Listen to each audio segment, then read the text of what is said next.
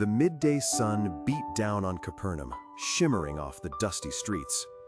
Inside a small, often grudged booth, Matthew sat, his abacus clicking, his ledger open. He was a tax collector, a publican. In the eyes of his own people, a traitor, an extortioner, a social pariah. Every coin he collected for the Roman Empire was a stain on his reputation, a deeper wedge driven between him and his community. He was the kind of person you avoided eye contact with, the one mothers warned their children about.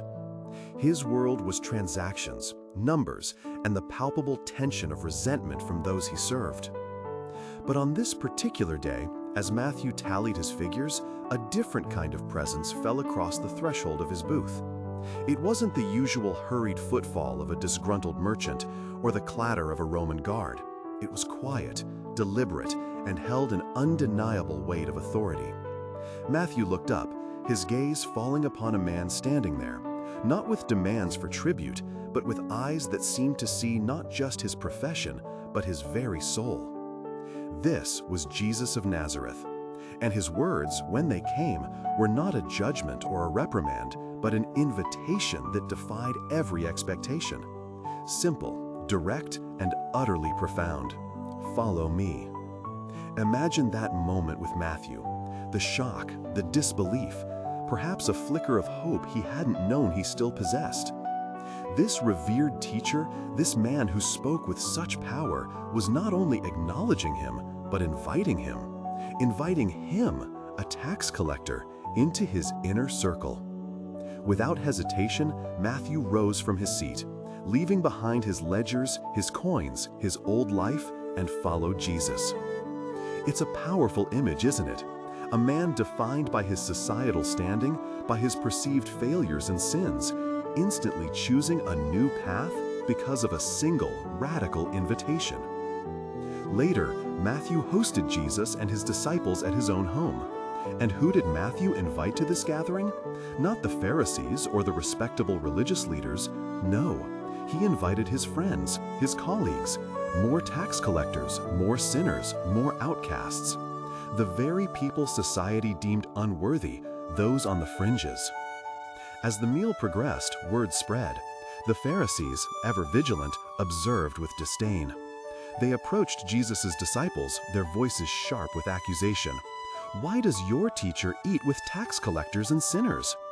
For them, associating with such individuals was a defilement, a sign of impurity, and a blatant disregard for religious law. But Jesus, hearing their question, offered a response that cut through their self-righteousness, revealing the very heart of his mission. He said, "Those who are well have no need of a physician, but those who are sick. Go and learn what this means. I desire mercy and not sacrifice, for I came not to call the righteous, but sinners to repentance." Pause for a moment and consider the profound wisdom in that statement. Jesus wasn't condoning sin. He was going directly to where the need was greatest. He wasn't rejecting the law.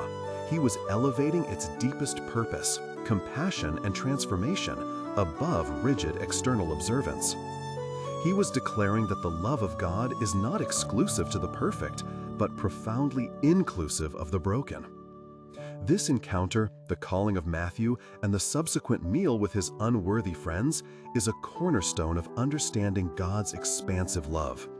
Matthew, once defined by his unsavory profession, became Matthew, the apostle, the gospel writer, a foundational pillar of the early church. His past, far from disqualifying him, became a powerful testimony to God's ability to redeem and transform. This story reminds us of several vital truths. Firstly, no one is beyond God's reach. No matter what your past holds, mistakes, regrets, societal labels, or personal struggles, God sees beyond them.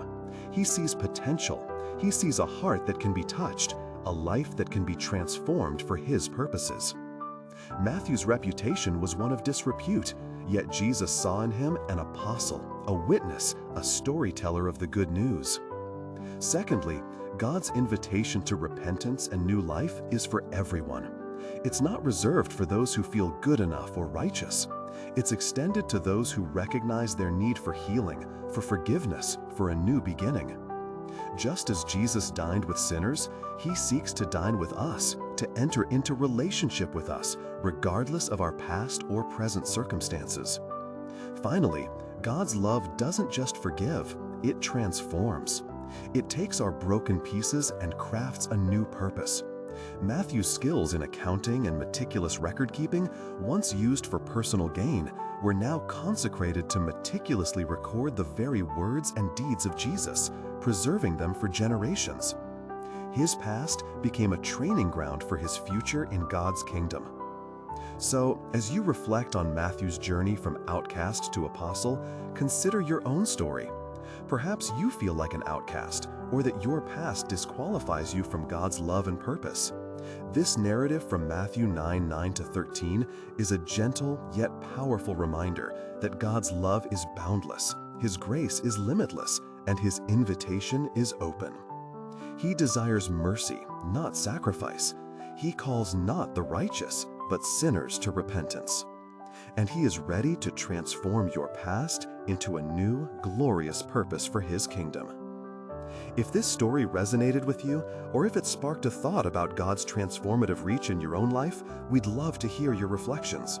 Share your thoughts in the comments below, and consider subscribing to join us for more stories of faith, hope, and transformation. Thank you for listening.